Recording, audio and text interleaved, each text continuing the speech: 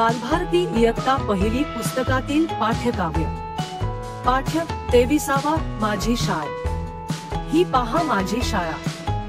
शाळेभोवती बाग आहे, बागेत झाडे आहे, झाडे फुलाफळांची, बाग आम्हा मुलांची। आम्ही झाडांना पाणी घालतो, बागेतले गवत काढतो, आम्ही साफसफाई करतो, आम्ही शाळा सजवतो। शाळेत आम्ही वाचतो, नाचतो, गाणी गातो, खेळ खेळतो। शाळा आमची आनंदाची, मौजमजेची, अभ्यासाची। बागेमध्ये फुलेच फुले, तशी शाळेत आम्ही मुले।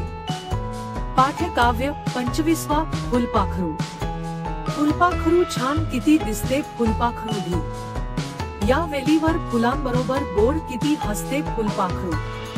पंख चिमुकले निळे जांभळे हालवणी झुलते फुलपाखरू। डोळे बारीक करीती लुकलुक बोल म्हणी जणू ते फुलपाखरू। मी धरू जाता येईना हाता, दूरच ते उडते फुलपाखरू। पाठ्यकाव्य 28वा आनंदाने गाऊया। आनंदाने गाऊया, रिमझिम पाऊस झेलूया। झिमझिम झरती धारा, भिरभिर भिरार वारा, भिजवून गेले अंग अंग, गाऊ नाचू होऊ दंग।